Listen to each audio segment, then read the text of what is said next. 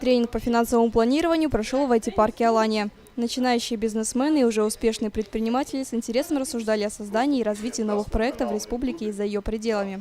Многие в Северной Осетии озадачены проблемой начать собственное дело. О том, как успешно разработать свой стартап, рассказала гость из Новой Зеландии, бизнес-аналитик Зарина Базоева. У меня уже опыт работы 8 лет. То есть 6 лет я была финансовым аудитором в KPMG, и сейчас уже 2,5 года бизнес-аналитик.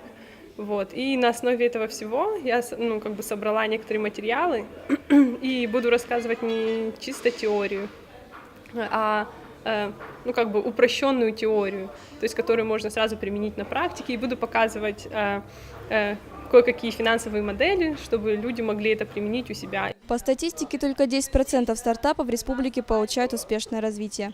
Причина таких результатов довольно проста. Дело в том, что предприниматели слишком мало внимания уделяют важной части – планированию бизнеса. Люди, которые поглощены своей идеей, это очень хорошо. Но помимо этого есть еще экономические и финансовые законы, которые никто не отменял. Присутствующие пошагово разобрались в этапах развития собственного дела. Как обратить внимание инвесторов на свой проект, получать прибыль и удержаться на финансовом рынке. Как показала практическая лекция, на эти вопросы легко найти ответ. Наталья Алексеева, Алан Гасанов, Осетия ТВ.